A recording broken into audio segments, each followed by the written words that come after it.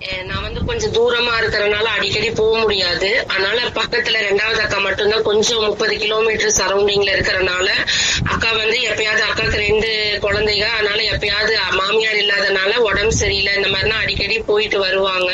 அந்த டைம்ல வந்து அம்மா வந்து இந்த மாதிரி யூரின்ல பிளட் போகுதுன்னு யாருக்கிட்டயுமே சொல்லல. சாப்பாடும் கம்மி ஆயிடுச்சு, வெயிட்டும் கம்மி ஆயிட்டே இருந்தாங்க. அப்போ ஒரு நாள் வந்து திடீர்னு யூரின் போறப்ப பிளட்ட வந்து எங்க அக்கா பார்த்ததுக்கு அப்புறம் அம்மாக்கு பிளட் போகுதுன்னு ஒரு 2-3 months கழிச்சுதான் பாத்துருக்காங்க. அப்போ அவங்க வந்து உடனே அந்த சண்டே அங்க இருக்கிறப்போ உடனே ஹாஸ்பிட்டல் போகணும் அப்படின்னு குழந்தைகளை வச்சுட்டு கூட்டிட்டு போயிட்டாங்க பக்கத்துல கிளினிக்கு. அப்ப வந்து டாக்டர் வந்து இது வந்து நார்மல் உடம்பு சரியில்லாத மாதிரி தெரியல, இது ஏதோ உங்க அம்மாக்கு உடம்பு ரொம்ப ஏதோ இருக்குன்னு சும்மா ஸ்கேன் பண்ணி பாக்கலாம்னு சொல்றப்போ பிளேடர்ல வந்து கட்டி இருந்திருக்குது. அப்ப டாக்டர் வந்து அக்காவை புடிச்சு திட்டி இருக்காங்க, நீங்க எல்லாம் எதுக்கு இருக்கீங்க, இந்த மாதிரி உங்க அம்மாக்கு இந்த அளவுக்கு விட்டுருக்கீங்க, நீங்க உங்க அம்மா மேல உங்களுக்கு அக்கறையே இல்லையான்னு திட்டி அம்மாவை வந்து தங்கச்சி வந்து 7 வருஷத்துக்கு முன்னாடி கோயம்புத்தூர்ல ஒரு ஹாஸ்பிட்டல்ல ஒர்க் பண்ணிட்டு இருந்தாங்க. அந்த ஹாஸ்பிட்டல் வந்து தங்கச்சி இப்ப இங்க இல்லைங்க, ஃபாரின்ல இருக்கு. அப்ப போன்ல சொல்றப்ப அம்மாவை அங்க கூட்டிட்டு போங்க தங்கச்சி சொன்னதுக்கு அப்புறம் அந்த ஹாஸ்பிட்டல் போனாங்க. அப்ப போனப்போ அவங்க அந்த கட்டியை ரிமூவ் பண்றதுக்காக லேப்ராஸ்கோபி மூலமா அந்த கட்டியை எடுத்துட்டாங்க. அப்ப கூட எங்களுக்கு கேன்சர் கட்டின்னு எங்களுக்கு தெரியாது. அதுக்கப்புறம் அந்த ரிப்போர்ட்டுக்காக நாங்க வெயிட் பண்ணிட்டு இருந்தோம். அந்த ரிப்போர்ட்ல வந்து கேன்சர் கட்டி தான் அப்படின்னு சொல்லி வந்துருச்சு. வந்த உடனே எங்களுக்கு என்னடா இது, அம்மா 4 பொண்ணுங்களையும் வச்சு ரொம்ப கஷ்டப்பட்டு ஒவ்வொரு இதுலயும் அம்மா விட்டு கொடுத்தனாலதான் ஒவ்வொருத்தரோட வாழ்க்கையும் அமைஞ்சது. இவ்வளவு தூரம் கஷ்டப்பட்டுட்டாங்க, இன்னும் அம்மாவுக்கு கஷ்டம் தானா அப்படின்னு ஒரு இது மனசுல இருந்துட்டே இருந்தது.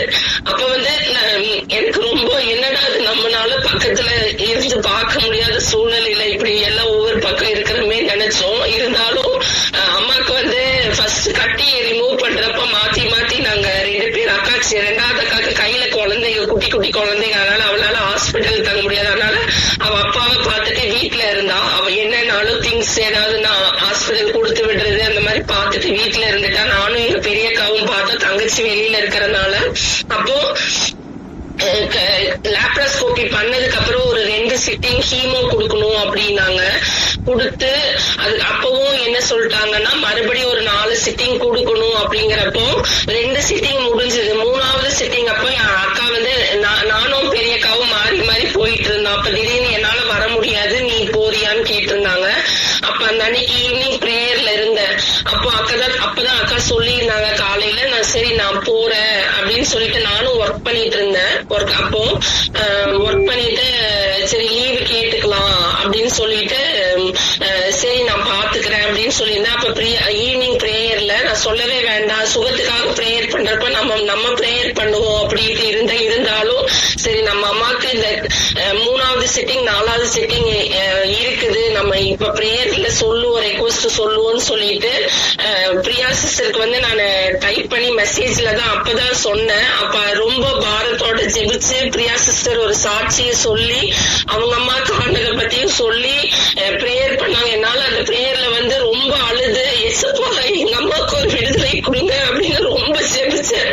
ஏன்னா அம்மா அந்த அளவுக்கு கஷ்டப்பட்டு இருக்காங்க. 4 பேர்த்த ஆளாக்கி எங்க பெரியக்காவோட பையனையும் அம்மா தான் பையன் மாதிரி வளர்த்தாங்க. இருந்தாலும் இன்னும் எங்க அம்மாவுக்கு இன்னும் கஷ்டமா, எசப்பா எங்க அம்மா இன்னும் நல்லா இருந்து வாழணும் அப்படின்னு நான் பிரேயர் பண்ணிட்டே இருந்தேன். அடுத்த நாளும் போய் அந்த ஹாஸ்பிட்டல்ல வந்து பிரேயர் மீட்டிங் சவுண்ட கம்மியா வச்சு அம்மா கையை பிடிச்சு நான் பிரேயர் பண்ணிட்டே இருந்தேன்.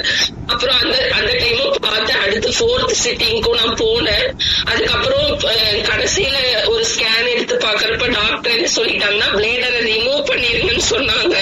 5 லட்சம் செலவாகும், பிளேடரை ரிமூவ் பண்ணிருங்கன்னாங்க. ஆனா நாங்களாம் ஒரே முடிவு, அம்மா தான் அப்பாவை பாத்துக்கணும், நம்மளால கூட இருக்கிற சூழ்நிலை இல்ல, அதனால பிளேடரை ரிமூவ் பண்ண வேலை செய்ய முடியாது அப்படின்னு சொல்லிட்டு ரொம்ப பாரத்தோட இருந்த மனசு எனக்கு பேச்சே வராது. எல்லா இடத்துலயும் ஏதோ ஒரு திங்கிங்ல அமைதியாவே இருந்துருவேன். என்னாலே எதையும் யோசிக்க முடியாம என்ன இப்படியே போகுதுங்கிற மாதிரி இருந்தது. ஆனாலும் அந்த வந்து ஆன்டி அங்கிள் எங்க வீட்டுல வந்து பிரேயர் பண்ணி கொடுத்த ஆயில் வந்து எல்லாத்துக்கும் நாங்க கொடுத்தப்ப நானும் எங்க அம்மாவுக்கு நான் கொண்டு போறேங்க அப்படின்னு சொல்லிட்டு அந்த ஆயில ஊத்தி கொண்டு போனேன். நான் பிரேயர் பண்ணி டெய்லியும் 2 நாள்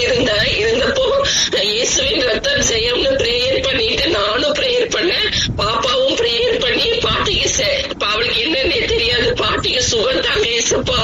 எங்க பாட்டி நல்லா இருக்கணும், பாட்டிக்கு உடம்பு சரியில்லை, பாட்டிக்கு சரியாயிரணும் பிரேயர் பண்ணி இயேசுவின் ரத்தம் ஜெயம், இயேசுவின் ரத்தம் ஜெயம்னு சொல்லி சொல்லி எங்க அம்மாவுக்கு அங்க இருந்தப்ப நான் காலையில கொடுத்தேன். அதுக்கப்புறம் பிளேடர் ரிமூவ் பண்ண வேண்டாம் முடிவு எடுத்துட்டு அங்க இருக்கிற வரை இருப்போம் அப்படிங்கிற மைண்ட்ல அம்மா வந்து பிரேயர்ல பைபிள் வாசித்து பிரேயர் பண்ணுவாங்க டெய்லியுமே. அப்போ நானும் இருந்து பிரேயர் பண்ண. ஆனா அம்மா கையில பட்டன் செல் தான் இருக்குங்கறதுனால இந்த லிங்க பத்தி சொன்னப்போ அம்மா வந்து அப்படியா அப்படின்னு அங்க இருக்கிறப்ப மட்டும் பிரேயர்ல நான் 2-3 நாளா அம்மாவுக்கு பிரேயர்ல உட்கார வச்சேன்.